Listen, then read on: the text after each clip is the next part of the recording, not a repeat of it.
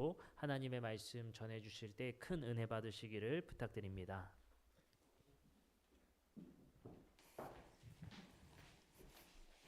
네, 요 마이크는 꺼주시면 감사하겠습니다. 네, 저번에 이렇게 또 인사를 했더니 컴플레인이 몇 번 들어왔어요. 인사를 도대체 몇 번을 하는 거냐고 저한테. 그래서 이걸로 마무리하고. 근데 그 말했던 청년들이 없네요. 한 번 더 할 걸 그랬네요. 네, 그렇습니다. 오늘 말씀의 제목은 우레 번개 그리고 두꺼운 구름이라는 제목으로 오늘 말씀 전하겠습니다. 아까 성경 읽으셨을 때 혹시 상상하면서 읽어보셨나요? 상상하면서.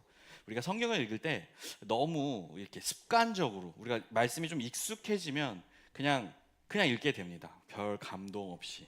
근데 그럴 때 제일 좋은 게 뭐냐면 성경을 이미지화 한번 해보는 거예요. 방금도 셋째 날에 우레와 번개와 빽빽한 구름이 산 위에 있고를 상상하셨다. 나는 그걸 상상해봤다 하시는 분 손 한번 들어주시면, 네. 설마 한 분도 안 계신 줄은 몰랐는데, 네, 그렇게 한번 상상을 해보자는 거예요. 무슨 안개라는 개념을 아시죠? 안개 아시죠?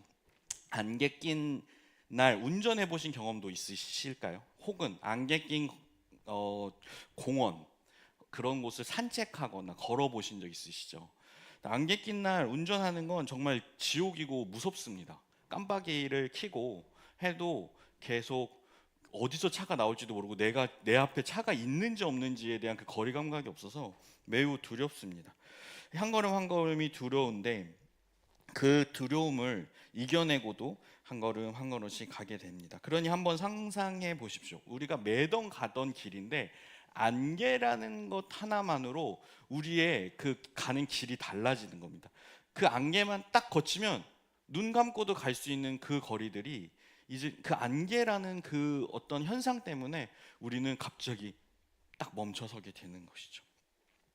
구름과 안개는 길을 만들지도 않습니다. 그렇다고 없애지도 않았습니다. 단지 그 구름, 안개라는 것만으로 그 길을 달라지게 한 겁니다. 우리가 처음 만난 것과 같은 그런 길이 되어버린 것이죠. 하나님은 우리가 그 익숙한 현실에서 다시 한번 멈춰서게 하시는 분이십니다. 우리가 그냥 시계 돌아가듯이 톱니바퀴가 맞물려 돌아가듯이 그런 삶 속에서 하나님은 안개와 구름같이 우리의 삶을 한번 멈춰 주게 해주시는 분이신 것 같습니다. 그러면 하나님은 이 보이지 않는 그 분은 우리는 어떻게 알 수 있을까요? 몇 주 전에 제가 설교를 했을 때 그 설교 제목이 주제가 혹시 어떤 건지 아십니까? 제가 아멘. 계십니다. 한 분 딱 진짜 아멘. 안식. 네, 제가 커피 쏘겠습니다. 제가 네, 좋죠. 저 진짜 쐈습니다. 지난번에. 네, 물어보시면 돼요. 예슬자매한테 물어보시면 확인할 수 있습니다. 꼭 커피 쿠폰 보내드리도록 하겠습니다. 맞습니다. 안식이라는 제목으로 드렸습니다. 하나님께서 안식을 통해서 우리에게 찾아오시고 그 안식이 그래서 중요하다고 했습니다. 안식은 단지 멈추는 것이 아니고 안식하고 나를 바라보고 나를 바라보니까 하나님이 나를 통해서 하나님을 드러내신다. 그런 말씀이었습니다. 그러면서 오늘 이 주제는 뭐냐면 출애굽기 19장은 10계명, 하나님이 시내산에서 10계명을 내려주시기 전에 하나님이 인간에게 현현 나타내 주시는 그 장면입니다.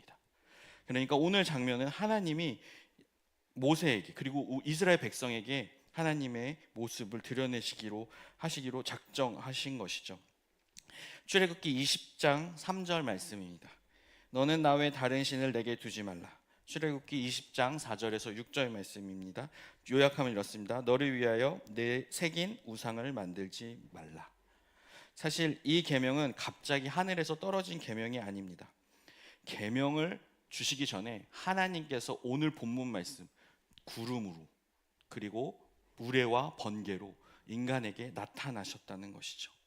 출애굽기 3장 2절입니다. 여호와의 사자가 떨기나무 가운데로 나오는 불꽃 안에서 그에게 나타나시니라. 그가 보니 떨기나무에 불이 붙었으나 그 떨기나무가 사라지지 아니하는지라. 출애굽기 3장 13절에서 14절입니다. 모세가 하나님께 아뢰되 내가 이스라엘 자손에게 가서 이르기를 너희 조상의 하나님이 나를 너희에게 보내셨다 하면 그들이 내게 묻기를 그의 이름이 무엇이냐 하리니 내가 무엇이라고 그들에게 말하리까. 모세가 물어본 거죠, 하나님한테. 하나님이 모세에게 이르시되 나는 스스로 있는 자니라. 또 이르시되 너는 이스라엘 자손에게 이같이 이르기를 스스로 있는 자가 나를 너희에게 보내셨다 하라 라고 하고 있습니다. 떨기나무 가운데서 말씀하신 분, 나무에 불이 붙었는데 나무가 타지 않았습니다. 신비로운 현상이죠. 우리는 그 초대장을 모세를 통해서 받았습니다. 그리고 우리가 알아야 할 것은 하나님은 우리가 소유하거나 통제할 수 있는 개념이 아니라는 것이죠. 우레와 번개, 구름, 안개 통제하실 수 있으십니까? 어렵죠. 통제 안 되죠. 그게 거쳐지길 기다리죠.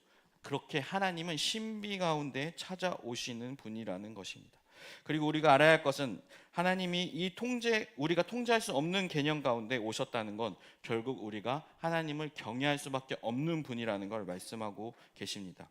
그렇기 때문에 그 상황과 그 현상을 보여주시고 주신 그 계명, 첫째와 둘째 계명은 하나님의 신비 앞에 하나님의 또한 또 다른 자유의 초대입니다. 오해하지 말아야 될 것은 이 자유라는 것은 우리가 하나님을 통해서 부여받았으니 우리가 하나님을 통제하고 우리 마음대로 하나님을 사용하라고 하신 자유가 아니고 겸손을 배우라는, 그래서 그 신비를 우리 가운데 허락하신 것이죠. 여러분 욥기 아시죠? 욥기 너무 유명하죠. 성경에서 욥기를 읽을 때 가장 많이 다루는 주제, 욥기로 하면 바로 욥기를 정의할 때 가장 많은 게 고통 가운데 하나님은 어디 계셨습니까? 라는 그 주제로 많이 이야기합니다. 바로 신정론이라는 신학적 주제를 가지고 하나님께 질문하는 성경으로 우리는 욥기를 정의합니다. 그런데 그 정의만이 욥기를 해석할 수 있는 정의일까요? 어쩌면 욥기의 질문은 오늘 출애굽기를 통해 우리가 답을 찾을 수 있을지도 모르겠습니다. 욥기 38장 1절에서 4절입니다. 욥이 말합니다. 그때 여호와께서 폭풍우 가운데서 욥에게 말씀하여 이르시되 무지한 말로 생각을 어둡게 하는 자가 누구냐? 너는 대장부처럼 허리를 묶고 내가 내게 묻는 것을 대답할지니라. 내가 땅에 기초를 놓았을 때에 네가 어디 있었느냐? 내가 깨달아 알았거든 말할지니라. 바로 이 말이죠. 욥기가 하나님한테 왜 내가 이 고통을 당해야 되냐고 계속 질문하고, 하나님 어디 계시냐고, 하나님은 왜 나를 이렇게 억울하게 하시냐고 했을 때 하나님이 나타나셔서 그 억울함에 대해서 말씀하시는 게 아니고 욥기한테 너 내가 땅을 창조할 때 넌 어디 있었니? 없었죠. 당연히 없었죠. 욥 없었죠. 여러분 계신 분 계신가요? 없으시죠.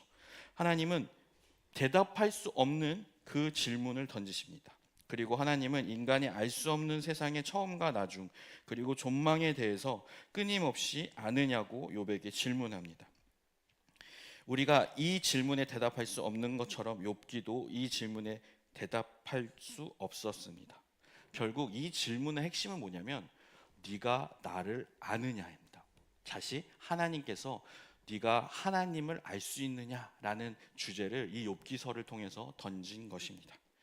출애굽기도 같은 흐름입니다. 출애굽기 33장 18절에서 20절 말씀입니다.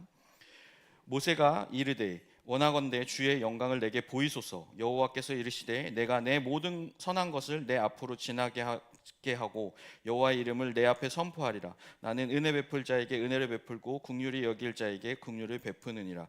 또 이르시되 네가 내 얼굴을 보지 못하리니 나를 보고 살 자가 없음이니라 하시면서 하나님의 이름과 성품을 선포하십니다. 맞습니다. 욥기의 결말이 하나님에 대한 논증의 승패가 아니라 하나님과의 만남으로 열려 있다는 것입니다. 하나님을 논쟁에서 찾아서 하나님을 발견하는 그 짜릿함을 선사하는 책이 아니고 오히려 하나님과의 만남이 열려 있다는 것을 욥기를 통해서 알 수 있다는 것이죠. 그래서 출애굽기 계명 또한 만남을 방해하는 모든 대체물을 치워버리라는 계명입니다. 아까 두 번째 계명 뭐였죠? 내 앞에 다른 신을 두지 말라, 우상을 만들지 말라입니다. 그럼에도 우리는 알고 싶어 합니다. 하나님 알고 싶지 않으세요? 하나님 보고 싶지 않으세요? 저는 그런 기도 가끔 했었습니다. 하나님 보여주세요. 내가 그러면 진짜 하나님 진짜 의심 1도 안 하고 하나님을 끝까지 내가 목에 칼이 들어도 따르겠습니다. 하나님한테 그렇게 하나님 보여주시지 않았죠. 오늘 말씀 아까 말씀에서 뭐래요? 나를 보고 살 자가 없다. 저는 죽기를 각오하고 하나님 보여달라고 했는데 그만큼 하나님이 너무 보고 싶은 거예요. 답답한 거죠. 인간이 그렇습니다. 하나님의 신비를 찾으면서 이성적으로 이해하고 싶어하고 하나님을 어떻게 해서든 찾아내려고 안달을 냅니다. 여러분 지금 하늘을 바라보시죠. 하늘을 한번 위를 바라보시겠어요? 위에 뭐가 있습니까? 네. 아무것도 없죠. 아무것도 없죠. 까마득하죠. 그런데 이 까마득한 천장 위도 못 보는 우리가 천체 하나님이 지으신 만물에 대해서 얼마나 알고 있습니까? 여러분 인류가 이 지구 뭐 사실은 뭐 요 남현돈 땅도 제대로 모르죠. 여러분 관악구도 다 잘 모르잖아요. 그리고 뭐 서울도 제대로 다 가보지 못했고 그런데 이 지구 밖에 있는 우주에 대해서 인류가 지금까지 몇천 년 동안 연구하고 고민했는데 몇 프로 안 줄 아십니까? 5% 알았습니다. 5%. 그럼 나머지 95%는 암흑 물질. 결국 인간은 이 하나님이 만드신 그 작은 행성의 지구 빼고 나머지는 95%는 모르고 살고 있습니다. 하나님의 신비, 하나님을 그걸 지으신 하나님을 알고 싶어 하는데 우리가 알 수 있을까요? 쉽지 않을 거라고 생각됩니다. 그래서 하나님은 이러신 분이야라고 우리가 함부로 말할 수 없다는 것입니다. 우리가 잘 알고 있는 아우구스티누스라는 철학자가 있습니다. 아시죠? 하준이 알죠? 아우구스티누스. 네. 이 사람이 이런 말을 했습니다. 네가 하나님을 이해했다면 그것은 하나님이 아니다. 네. 그러나 여러분 중요한 것은 그렇다면 하나님을 모르니까 조용히 있어, 가만히 있어라고 침묵을 강요하는 것일까요? 아니요. 그렇지 않습니다. 오히려 아까 말했듯이 너는 하나님 앞에 겸손하다라는 언어로 해석할 수 있습니다. 이사야서 55장 8절에서 9절, 6절에서 9절 말씀입니다. 너희는 여호와를 만날 만한 때에 찾으라. 가까이 계실 때에 그를 부르라. 악인은 그의 길을 불의한 자는 그의 생각을 버리고 여호와께로 돌아오라. 그리하면 그가 긍휼히 여기시리라.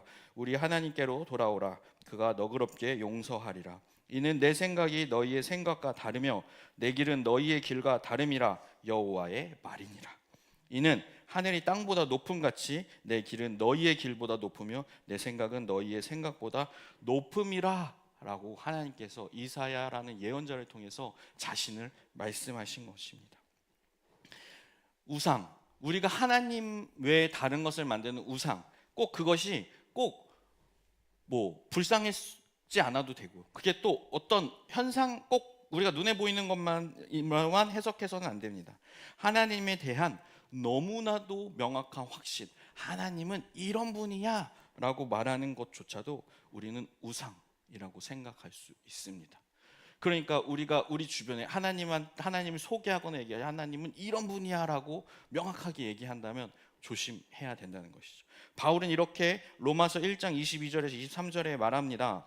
하나님을 알되 하나님을 영화롭게 아니하며 감사하지도 아니하고 오히려 그의 생각이 허망하여지면 미련한 마음이 어두워졌나니 스스로 지혜 있다 하나 어리석게 되어 썩어지지 아니하는 하나님의 영광을 썩어질 사람과 새와 짐승과 기어다니는 동물 모양의 우상으로 바꾸었느니라. 그러므로 하나님께서 그들을 마음의 정욕대로 더러움에 내버려 두사 그들의 몸을 서로 욕되게 하게 하셨으니. 그래서 십계명 1장 십계명 첫째 둘째 계명은 바깥 신전 눈에 보이는 것뿐만 아니라 마음에도 너희가 만들어 놓은 그 신전을 경계해라라고 하는 것입니다. 그래서 성경은 하나님 이야기와 은유와 풍성히 말하면서도 동시에 그분 같은 이가 누구냐라고 계속해서 묻습니다. 욥기도 그랬고 이사야서에도 그랬죠. 바로 이 점이 시내산에서 우레와 번개, 구름으로 하나님을 설명하려고 하기보다는 하나님을 경외의 대상, 하나님 경외, 두려워하고 떨리는 마음으로 하나님에 대해서 우리가 경험해야 된다는 것이죠. 지금까지 제가 말씀드린 하나님은 마치 되게 무섭고 어떤 그런 우리가 알 수 없으니 번잡할 수 없으니까 우리가 언급도 하지 마라 이런 말이 아닙니다. 우리가 첫째 계명을 통해서 한 번 더 바라볼 것은 질투 많으신 하나님의 통제가 아니라 구원하신 하나님의 해방된 선포입니다. 첫째 계명이 뭐였죠? 나 외에 다른 신들을 두지 말라. 나는 너를 애굽에서 인도하여 낸 여호와라. 사랑은 배타적이고 충성을 요청함으로써 우리를 분산하고 우리를 노예 상태에서 자유롭게 해주신다는 것이죠. 이 출애굽 말씀을 기억하셔야 돼요. 제가 지금 출애굽 말이라 출애굽에서 하신 말씀. 하나님이 이 노예 상태와 그리고 또 포로 상태에 있었던 자들을 구출해 내시고 하나님께서 하신 선포예요. 그 하나님이 나이는 다시 너희를 통제하고 억압해서 나의 종으로 만들 거야가 아니라는 거예요. 하나님이 그렇게 나타내신 건 나는 너희를 자유롭게 하겠다. 그런데 내 안에서, 근데 그 안은 그냥 어려운 통제뿐만이 아니고 하나님께서 다스리시는 그 가족이라는 그 자유 안에서 하신다는 것이죠. 둘째 계명입니다. 너를 위하여 새긴 우상을 만들지 말라. 우상은 우리의 취향으로 하나님을 만들지 말라는 것입니다. 우리의 취향이 있죠. 하나님이 이런 분이었으면 좋겠는데. 물론 소망할 수 있습니다. 그런데 그것대로 하나님을 평가하고 하나님을 우리 안에 만들어내지 말라는 것입니다. 성경의 하나님은 만드시는 분이지 만들어지는 분이 아니라는 것이죠. 사도행전 17장 24절에서 25절입니다. 우주와 그 가운데 있는 만물을 지으신 하나님께서는 천지의 주제시니 손으로 지은 전에 계시지 아니하시고 또 무엇이 부족한 것처럼 사람의 손으로 섬김을 받으시는 것이 아니니 이는 만민에게 생명과 호흡과 만물을 친히 주시는 분이라는 것입니다. 금송아지, 우리 인간이 만들 수 있는 건 길어야 100년, 1000년 안에 다 만들 수 있는 것들입니다. 그러니까 우리가 하나님을 만든다는 건 어불성설이죠. 그런데 우리가 하나님을 만들려고 하는 것이 아니고 그렇기 때문에 우리는 하나님의 이름을 선포해야 되는 것입니다. 계명은 억압의 도구가 아니고 해방과 자유의 선포입니다. 가짜 신에게 속지 마십시오. 내가 만든 신에게 속지 마십시오. 하나님은 하나님을 되게 하는 그런 자에게 나타나십니다. 요한은 이렇게 말했습니다. 요한 1서 4장 20절 말씀입니다. 누구든지 하나님을 사랑하노라 하고 그 형제를 미워하면 이는 거짓말하는 자니 보는 바 그 형제를 사랑하지 아니하는 자는 보지 못하는 바 하나님을 사랑할 수 없느니라. 여러분 이 말 뜻을 너무 이해가 잘 되죠. 하나님의 신비는 현실 도피가 아니라는 것입니다. 하나님의 현실은 변화의 흐름입니다. 여호와께서 영과 진리로 예배하는 자를 찾으신다는 것. 다시 한번 말씀을 통해 보겠습니다. 요한복음 4장 23절 24절입니다. 아버지께서 참되게 예배하는 자들은 영과 진리로 예배할 때가 오나니 곧 이때라. 아버지께서는 자기에게 이렇게 예배하는 자를 찾으시니라. 하나님은 영이시니 예배하는 자가 영과 진리로 예배할지니라. 그 예배는 지극히 작은 자에게로 흘러가는 예배입니다. 마태복음 25장 40절입니다. 은금이 대답하여 이르되 내가 진실로 너에게 이르노니 너희가 여기 내 형제 중에 지극히 작은 자에게 작은 자 하나에게 한 것이 곧 내게 한 것이라 라고 하십니다. 맞습니다. 하나님을 알고 싶다. 그런 건 곧 예배를 통해 알 수 있는데 근데 그 예배는 뭐래요? 작은 자를 섬기는 예배. 그것이 진정한 예배래요. 우리가 작은 자, 저보다 작은 사람들만 섬기는 그런 게 아니고 죄송합니다. 네, 너 졸려하시는 것 같아서 살짝 넣어봤습니다. 네, 그런 게 아니고 뭐죠? 내가 그 긍휼로 다가갈 수 있는 자예요. 내가 이런 생각 들잖아요. 저분한테 이런 마음이 드네. 가서 조금 위로해주고 싶다. 마음이 드는 사람, 이 작은 자입니다. 내가 모든 사람들을 다 품을 수는 없잖아요. 그럼에도 불구하고 내가 이 공동체 안에서만큼이라도 혹은 이 공동체를 벗어난 사람이라도 내가 이 사람을 긍휼하게 여겼을 때 그를 섬겼을 때 하는 것이 바로 예배라고 하나님은 말씀하신다는 것입니다. 출애굽기 34장 6절에서 7절입니다. 여호와께서 그의 앞으로 지나시며 선포하시되 여호와라 여호와라 자비롭고 은혜롭고 노하기를 더디하고 인자와 진실이 많은 하나님이라. 인자를 천대까지 베풀며 악과 과실과 죄를 용서하리라. 그러나 벌을 면제하지는 아니하고 아버지 악행을 자손 3,4대까지 보응하리라. 그러므로 하나님의 임재를 아는 것은 사랑입니다. 우리가 사랑을 하지 않는다면 하나님을 알 수도 하나님을 경험할 수조차 없습니다. 그럼에도 하나님은 끊임없이 우리와 동행하기를 원하시는 것입니다. 하나님께서는 신비로 나타나셨기 때문에 너희를 위협하고 너희는 꿇어가 아니고, 하나님은 이 모든 세상의 과정 가운데서도 끊임없이 동행하기를 원하시고 과정을 함께 하기를 원하신다는 것. 성경을 보십시오. 성경에 끊임없이 나타나는 거 뭡니까? 인간과의 동행입니다. 피조물과의 동행입니다. 하나님이 야, 너 이렇게 하라면 해. 왜 안 했어? 하고 끝나는 것이 아니고, 하나님을 배반하면 찾아가서 불러오시고 다시 불러오시고 다시 용서하시고 혼내시고 다시 용서하시고, 이 과정입니다. 하나님은 시계를 만들어 놓고 굴러가라고 하시는 분이 아닙니다. 그냥 내가 시계 만들었으니까 알아서 굴려라가 아닙니다. 하나님은 그 시계를 만드시고 고치시고 보수해 주시고 그 무상 보증 기간은 무한대입니다. 시편 62편 1절에 이렇게 나옵니다. 나의 영혼이 잠잠히 하나님을 바라며. 그러므로 우리는 이 동행하는 하나님, 우리와 함께하는 하나님을 어떻게 알 수 있을까요? 하나님은 말로만, 글로만 알 수 있는 분이 아닙니다. 우리가 경험해야 한다는 것이죠. 그 하나님, 그 신비 하나님 우리가 어떻게 경험할까요? 왕상 열왕기상 19장 12절에서 13절까지 말씀입니다. 또 지진 후에 불이 있으나 불 가운데에도 여호와께서 계시지 아니하더니 불 후에 세미한 소리가 들리는지라. 엘리야가 듣고 겉옷으로 얼굴을 가리고 나가 굴 어귀에 섬에 소리가 그에게 임하여 이르시되 엘리야야 네가 어찌하여 여기 있느냐 라고 하며 세밀하게 나오셨습니다. 요 앞에 상황은 엘리야가 무슨 상황이냐면요, 엘리야가 그 바알과 아세라 선지자랑 맞짱 떴을 때 상황입니다.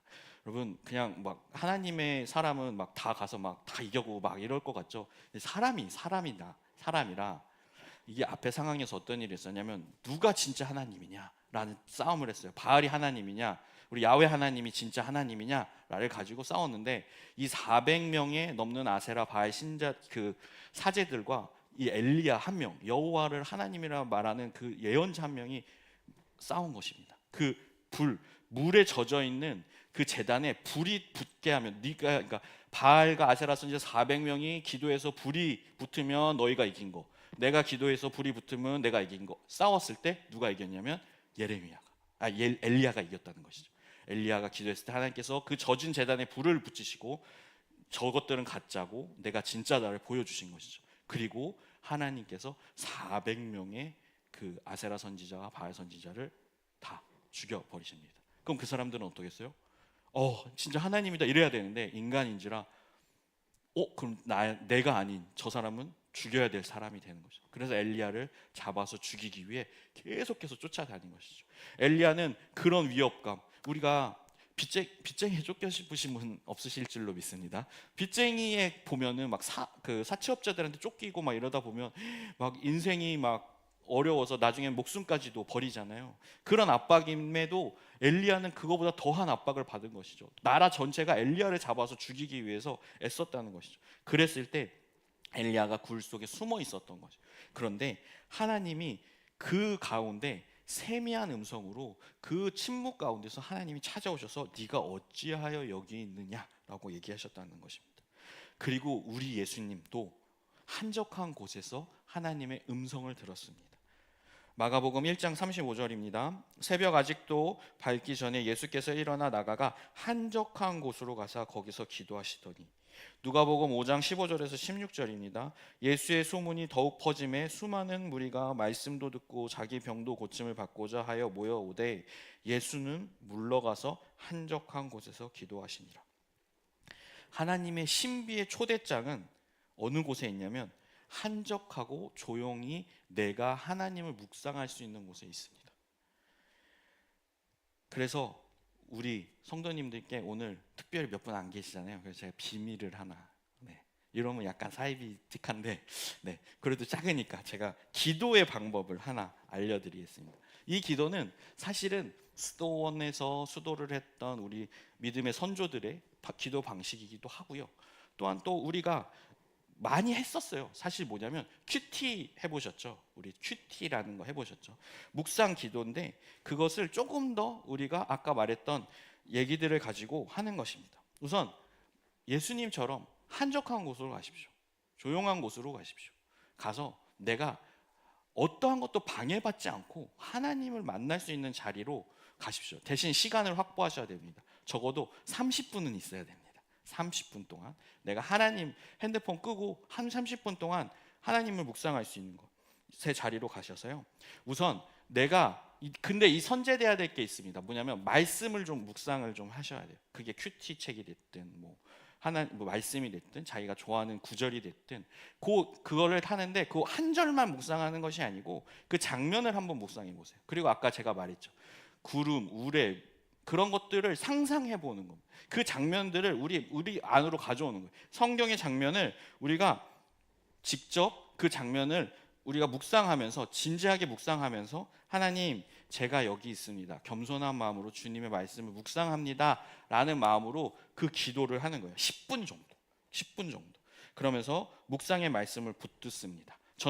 제가 한 가지 예를 들면 예수님께서 세례받는 장면을 묵상을 한다면 내가 예수님의 세례받는 장면을 묵상을 하는 거예요. 말씀에 다 있죠. 제가 막 혼자 상상하는 게 아니고 말씀에 보면 예수님이 세례 요한 앞으로 나가서 세례를 권해달라. 그런 게 세례 요한이 우선 거부하죠. 내가 당신의 신발 끈 묶을 사람도 아닌데 어찌 세례 줍니까? 예수님이 세례 주신 그 장면을 충분히 묵상합니다. 10분, 20분 정도 묵상을 하시고요. 거기에서 그 다음에 중요한 게 있습니다. 거기에 여러분을 초대하십시오. 내가 그곳에 있다면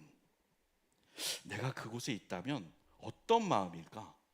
내가 그 예수님을 바라보는 것. 여러분이 타임머신 타고 가라는 거 아니잖아요. 여러분이 상상과 마음속으로 그곳에 예수님이 저기서 세례받는 모습을 내가 어디 언덕 어귀에서 이렇게 바라볼 수 있다면 그걸 한번 마음을 상상을 해보는 것입니다. 그러면서 하나님한테 구하는 거죠.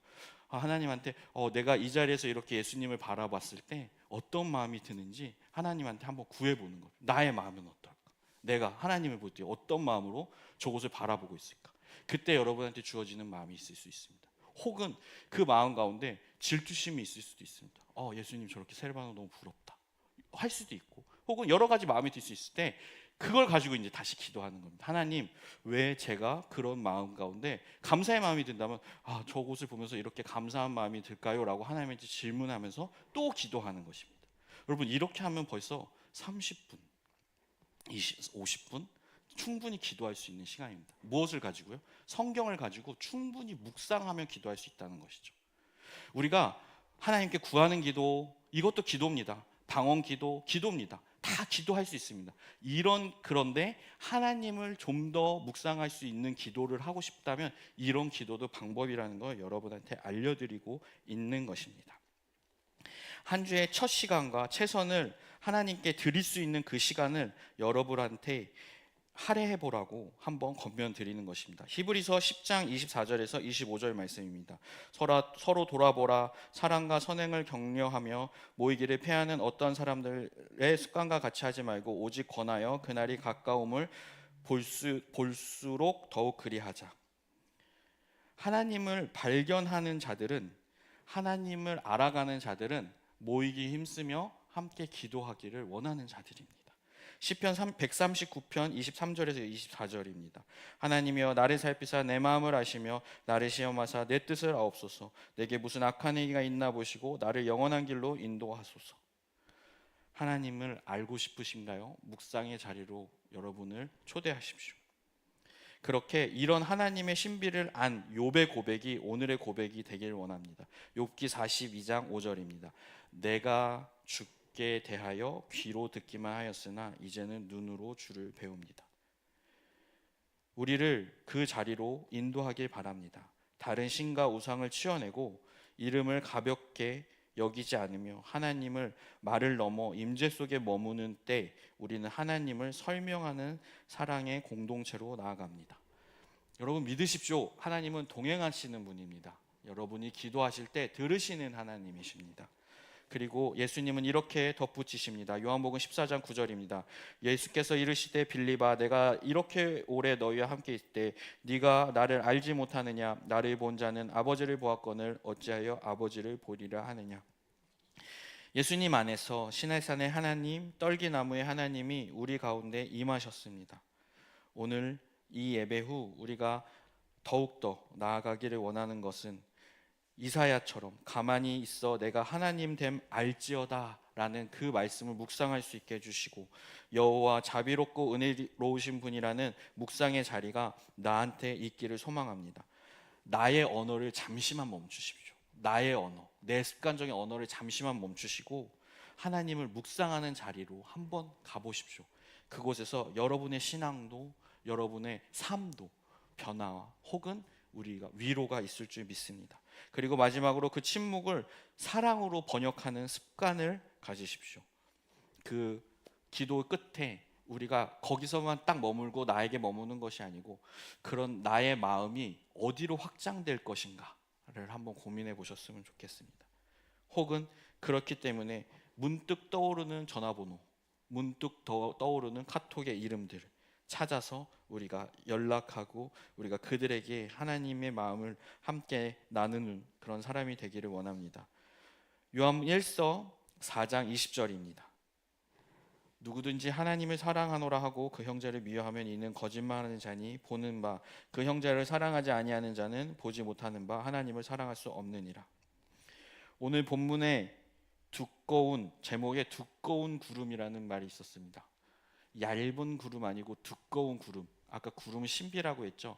그런데 그 구름은 두껍습니다. 어떻게 신비롭냐면 우리가 알 수 없는 모든 것들이 얽혀 있고 우리가 세상에 이해할 수 없는 모든 것들의 신비가 뭉쳐 있는 그 하나님의 신비의 구름에 여러분이 다가가기를 원하고 그 구름 가운데 하나님을 믿고 걸어가 보시기를 원합니다.